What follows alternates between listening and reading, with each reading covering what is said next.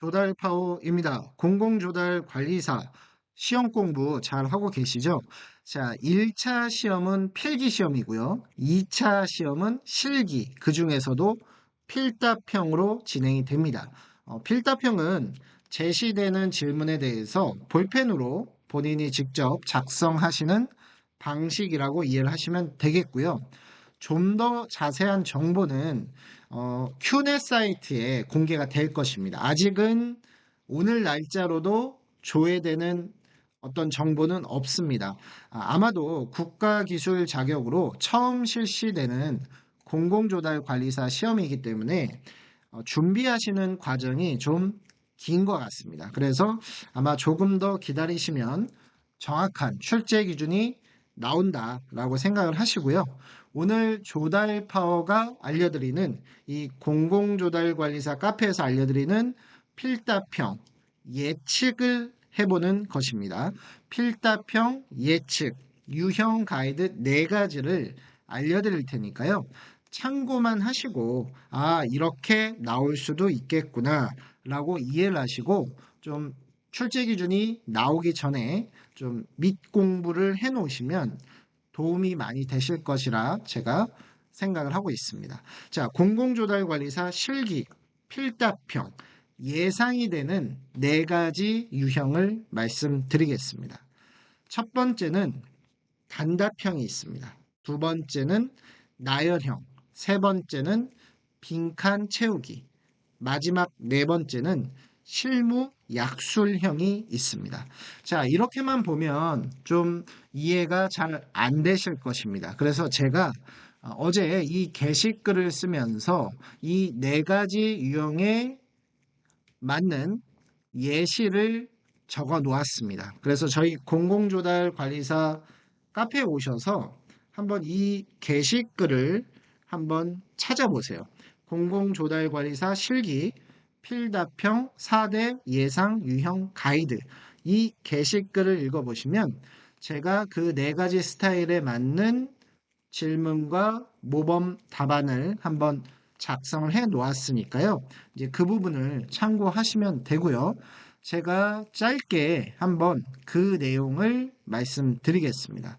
조달파워가 예상하는 4대 출제 유형. 자, 첫 번째는 용어 단답형입니다. 어떻게 보면 이렇게 나올 수밖에 없을 것 같습니다. 전반적인 조달 시장의 어떤 개념, 그리고 규정, 절차를 이해하기 위해서는 당연히 용어부터 잘 알고 계셔야 되거든요. 그래서 정확한 전문 용어를 기재할 수 있어야 됩니다.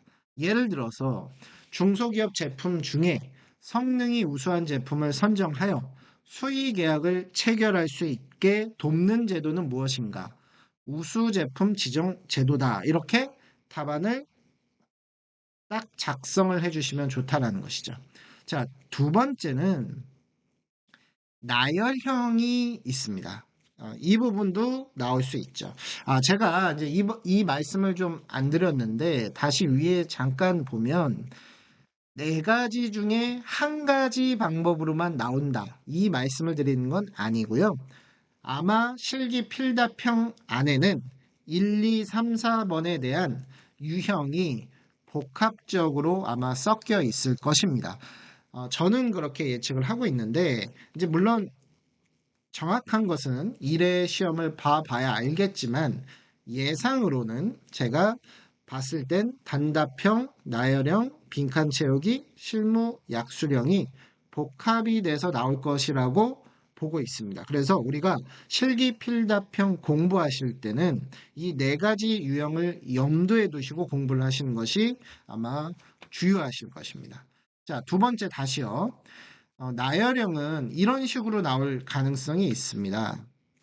국가계약 법령상에 입찰 참가 자격을 제한할 수 있는 부정당 업자의 사유 3가지를 써봐라. 그러면 이제 우리가 뭔가 이제 3가지를 나열을 해야 되겠죠. 그런데 이런 경우 있을 수 있겠죠. 3가지 중에 2가지는 정확히 썼는데 한 가지가 기억이 안 난다.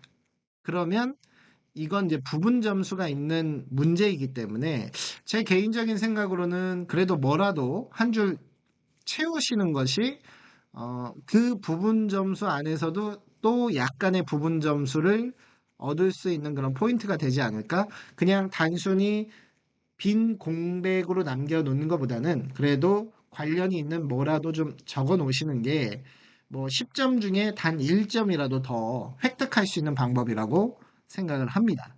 자, 세 번째는 빈칸 채우기 문제가 또 나올 수 있겠죠.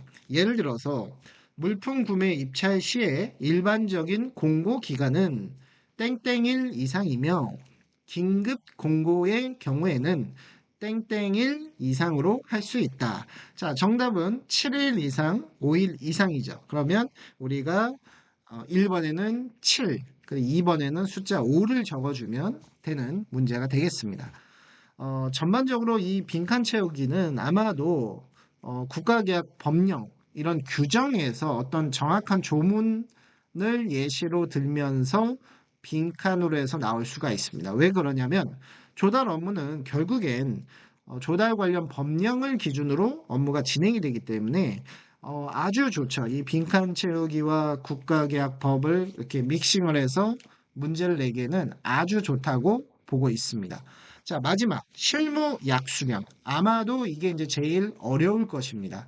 무엇이 나올지도 좀 예측이 잘 안 되는데 예를 들어서 이럴 수가 있습니다. 뭐 중소기업자 간 경쟁 제품을 마스에서 2단계 경쟁으로 반드시 실시해야 하는 금액 기준과 그 이유를 한번 적어봐라. 그러면 이제 우리가 대답을 중소기업자 간 경쟁 제품은 1회 납품 요구 금액이 1억 원 이상이면 2단계 경쟁을 해야 된다. 이렇게 하는 이유는 예산 절감과 공정 경쟁 확보를 위해서 실시를 한다. 이렇게 좀 짧게 적어주는 게 맞을 것 같습니다. 제가 가만히 생각해 보니까요, 몇 줄씩 적는 그런 서술형 시험은 안 나올 것 같아요. 왜 그러냐면, 이거를 이제 누군가가 그 출제위원분들이 하시든 이제 뭔가 점수를 매기셔야 되잖아요. 근데 그 아마 몇천 명 정도의 그 응시생들의 그런 답안을 다 보면서 일일이 체크한다는 게 아마 쉽지 않을 것 같아요. 그래서 처음에는 우리 뭐 초창기 1, 2, 3회 정도 시험에서는 좀 간단한 실무 약수령을 볼 것 같습니다. 즉, 이 사람이 진짜 조달 실무의 흐름을 알고 있고 뭔가 내가 조달 실무적인 상황을 제시했을 때 내가 원하는 키워드와 핵심 포인트를 잘 개념을 잡고 있느냐. 아마 이런 걸 위주로 검증하는 스타일로 갈 것 같아요. 그래서 뭐 너무 길게 작성한다. 이런 부담은 아마 없으실 것이지만 대신에 들어가야 돼야 할 정확한 핵심 키워드는 꼭 넣어야 되는 거죠. 그래서 필답형 시험은 내가 두리뭉실하게 아는 것보다는 정확하게 쓰는 것이 핵심입니다. 그래서 평상시에도요, 검은색 볼펜으로 연습을 많이 해보세요. 많이 써보시면서 실력이 늘어난다라고 생각을 하거든요. 그리고 마지막으로 제가 제안해드리고 싶은 부분은 키워드 중심으로 학습을 하시는 것이 유효하다라고 말씀을 드리겠습니다. 그래서 긴 문장을 그냥 단순히 외운다기보다는 채점을 할 때 고득점을 받을 수 있는 핵심 단어를 무조건 암기하시고 지속해 가시는 것이 암기를 지속해 가시는 것이 아주 효율적인 공부 방법이라고 생각을 하고 있습니다. 자, 오늘 제가 말씀드린 이 실기 필답형 예상 유형 네 가지 잘 참고하셔서 실기 시험도 반드시 합격하시기를 바라겠습니다. 그 과정 중에 저희 공공조달관리사 카페가 함께 할 테니까요. 항상 궁금하신 사항은 저희 공공조달관리사 카페 오셔서 게시글을 남겨주세요. 그러면 저희 조달파워에서 적절한 답변을 드리면서 같이 공부하는 그런 느낌이 날 수 있도록 같이 하도록 하겠습니다.